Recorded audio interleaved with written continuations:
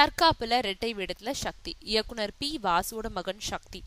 இவர் இப்போ நடிச்சிட்டு வரும் படம் தற்காப்பு. RB ரவி இயக்குறாரு, ஜோனஸ் ஆனந்த் இசையமைக்கிறாரு. அமுதா ஹீரோயினியா நடிக்கிறாங்க. சமுத்திரக்கனி முக்கிய கேரக்டர்ல நடிக்கிறாரு. இது ஒரு போலீஸ் கதை. சக்தி தன்னோட பேரை சக்திவேல் வாசுன்னு மாத்திக்கிட்டு போலீஸ் தாதான்னு 2 கேரக்டர்ல நடிக்கிறாரு. இதை பத்தி இயக்குனர் RB ரவி என்ன சொல்லியிருக்காருன்னா, இன்னைக்கு ஒரு போலீஸால நியாயமா நேர்மையா இருக்க முடியாத சூழல் இருக்குது. ஏன் போலீஸ் நல்லவனா இருக்க முடியல? அவங்க இருக்கிறது இல்லையா, இருக்க விடுறது இல்லையா? எல்லாத்தையும் அலசுது இந்த படம். படத்துக்காக சக்திவேல் வாசு 90 கிலோ எடை இருந்தவர் 20 கிலோ குறைச்சு 70 கிலோ ஆகி முழு போலீஸ் உடற்தகுதியோட மாறி நடிச்சிருக்காரு. அவர் போலீஸ் மாஃபியா கும்பல் தலைவர்னு 2 வேடத்துல நடிச்சிருக்காரு. சமுத்திரக்கனி கதை பிடிச்சாதான் நடிப்பாரு. அவர் நடிச்சிருக்கிறது படத்துக்கு பெரிய பலமா இருக்கு.